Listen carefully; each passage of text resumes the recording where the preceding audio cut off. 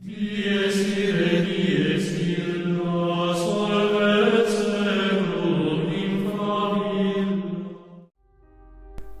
Ang kwentong ito ay hango sa totoong buhay. Karanasan ito ng dati naming trabahador na nagngangalang Rico. Taong 1999, San Mateo, Rizal. 10 taong gulang ako noong nangyari ang insidenteng ito. Naging tauhan namin si Kuya Rico noong meron pang printing ang papa ko sa Bacood. Bata pa siya noon.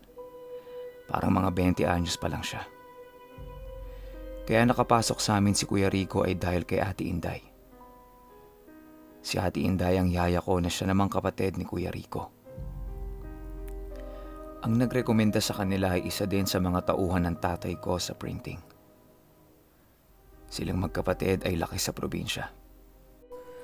At hindi itinatanggi sa amin ni Ate Inday na meron siyang alam pagdating sa pangungulam.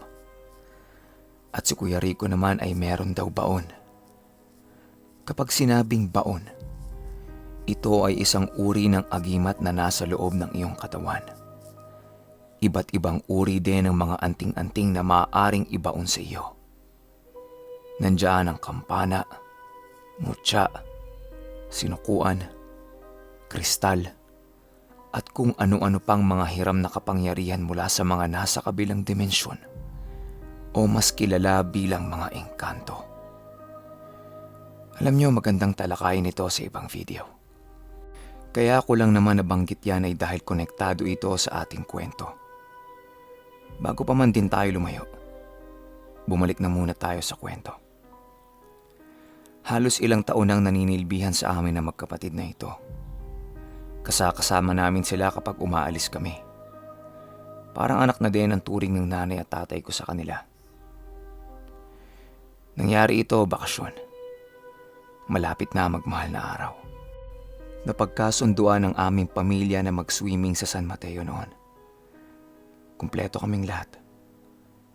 Pumunta kami ng pamilya ko kasama ang magkapatid ng Huwebes ng hapon. Mga 3 p.m. Plano kasi na magkakapatid na maagang magkita-kita noon para makapag-inuman muna sila ng gabi bago sumapit ang Biyernes Santo ng 12 a.m. Sa aming pamilya kasi, kapag sumasapit ang 12 a.m. ng Biyernes Santo, sabay-sabay kaming lahat na nagdadasal, nananalangin, nagpapasalamat sa hiram na kapangyarihan na ibinigay sa aming pamilya. Dumating kami sa San Mateo ng medyo maaga pa. Nakahanda na ang lamesa at mga alak na pag-iinuman nila. Habang nagiinuman sila, nagbibiroan sila na kumuha daw sila ng mutya ng saging nung gabing yun. Para sa mga hindi nakakaalam, at ayon din ito sa mga matatanda noon, kapag sinabing mutya ng saging, ito ay nakukuha sa puso ng saging. Maghahanap ka sa gubat ng may pinakamalaking puso ng saging. At dapat, ang puso ng saging na ito ay nakaturo sa itaas. Bago mag-alas 12 ng Biyernes Santo, unti-unti itong bababa at magluluwa ng mutya. At ang gagamitin mong pangsalo dito ay ang iyong bibig. Dahil hindi ito nahahawakan ng ating mga kamay. At hindi rin yun ganun kadaling makuha. Dahil meron itong mga bantay. Habang nagbibiroan sila ay biglang naging seryoso si Kuya Rico.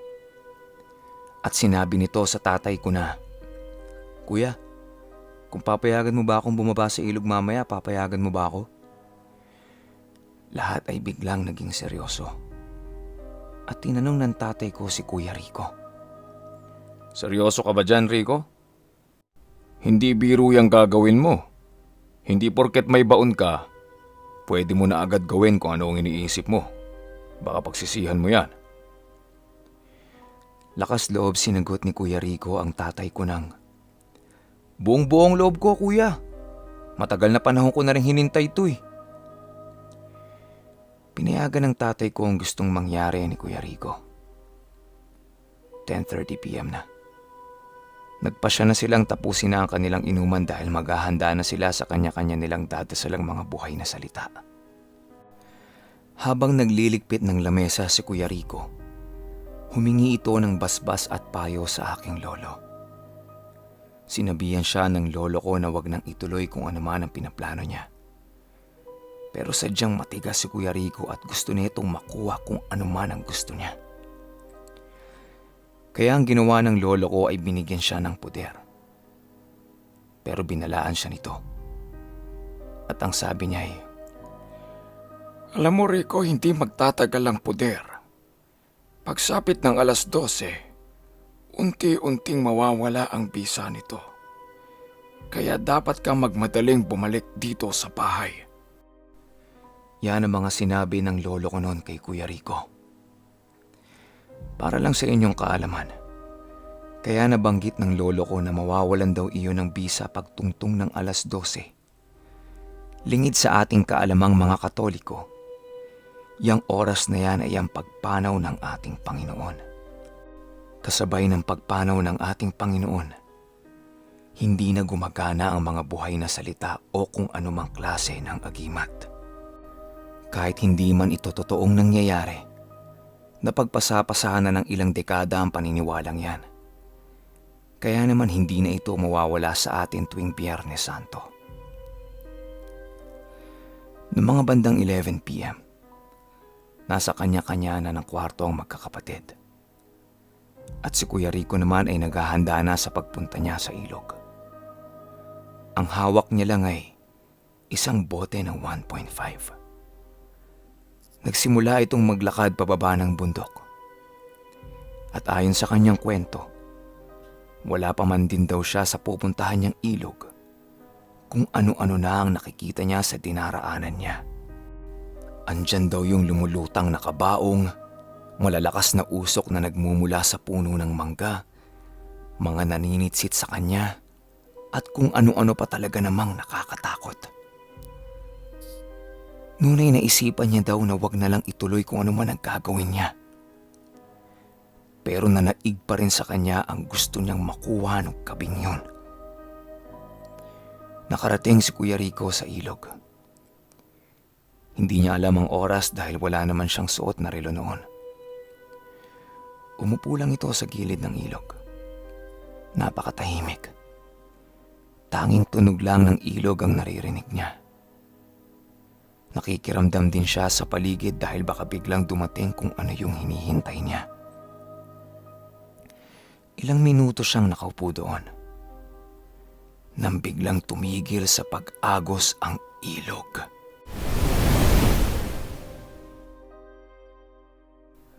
Hudyat ito na kailangan niyang sumalok ng tubig mula sa nakahintong ilog. Ginawa ni Kuya Rico kung ano ang itinuro sa kanya ni Tito Jerry. Kinuha niya ang 1.5 na dala niya. Tumakbo siya papalapit sa ilog at dali-dali niyang pinupuno ang dala niya.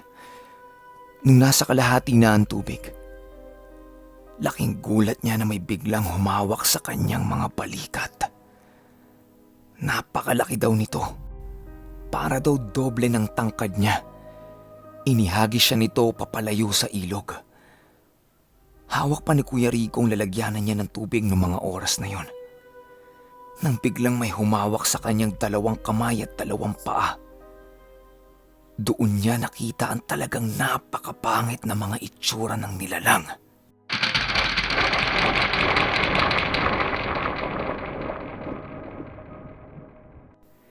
Ni minsan daw ay hindi sumayad sa kanyang isipan na makakakita ng ganong itsura. Animoy parang mga kahoy daw ang balat nito at talagang napakalaki ng mga ngipin. Lahat ito ay walang saplot. At ang amoy daw nitong mga to ay parang pinaghalo-halong iba't ibang klase ng kemikal. Ramdam na ramdam niya ang gaspang ng mga palad nito na dumadampi sa kanyang mga kamay at paa. Hawak pa rin siya ng mga ito. Habang merong maliit na nilalang ang tumatakbo papalapit sa kanya para agawin ang lalagyanan niya ng tubig. Wala siyang magawa dahil hawak siya ng mga kasama nito. Ang ginawa ng maliit na nilalang na yon, tumakbo ito pabalik sa ilog at itinapon niya ang lahat ng nakuhang tubig ni Kuya Rico. Pagkatapos ng insidenteng yon, binitawan na siya ng may mga hawak sa kanya. At lahat ng ito ay nakaturo sa itaas. Nung tumingala si Kuya Rico sa itaas, doon siya nakakita ng isang napakalaking paniki. Akmang dadagiti na siya nito nang biglang inilabas ni Kuya Rico ang isang palara na merong nakasulat na buhay na salita. Inihagis niya ito sa lupa. Bigla daw nagpulasan yung mga nilalang na nakapalibot sa kanya dahil sa inihagis niyang yun. At nung nakakita siya ng pagkakataon, hindi siya nagdalawang isip na tumakbo pabalik sa bahay. Nung makarating ito sa bahay, wala na siyang naabutan pang gising. Iniisip pa rin niya kung ano yung mga nakita niya na talagang hindi maipaliwanag ang mga itsura. Magmula nung mangyari yon, parang medyo nawala sa katinuan si Kuya Rico ng ilang buwan. Minsan ay kinakausap niya ang kanyang sarili, nagsasalita mag-isa, at kung minsan ay bumubulong-bulong ito at sinasabi niyang, "Huwag kayong lalapit sa akin. Huwag kayong lalapit sa akin. May hawak akong tubig na galing ilog." Hindi rin naman nagtagal yung sakit niyang yon dahil unti-unti siyang kinakausap ng lolo ko. At habang kinakausap siya noon ay may halo na rin yung panggagamot. Marahil ay nagtataka kayo kung paano nalaman ni Kuya Rico ang tungkol sa agimat na nagmumula sa nakahintong ilog. Nabanggit ko kanina sa kwento ko si Tito Jerry. Sanggang kapatid yon ng papa ko. At isa ring sikat at batikang albularyo noong mga kapanahunan niya sa Bacood. Siya ang nagturo kay Kuya Rico ng tungkol sa agimat na yon. Dahil sa kagustuhang maging manggagamot ni Kuya Rico, kaya naman niya nagawa ang bagay na yon. Hindi siya nagtagumpay sa pagsubok. Ang ibig sabihin lang nun, hindi para sa kanya ang linya ng panggagamot. Nabanggit ko si Tito Jerry ng ilang ulit sa inyo at nasabi ko ding isa siyang sikat at batikang albularyo sa amin. Alam niyo ba na napakarami na niyang nagamot? Lalong-lalo na pagdating sa mga kulam, sapi, at kung ano-ano pa. Interesado ba kayong marinig ang kwento ni Tito Jerry? Saksi kaming lahat sa gamutang ginawa niya sa bahay namin noon sa Bacood.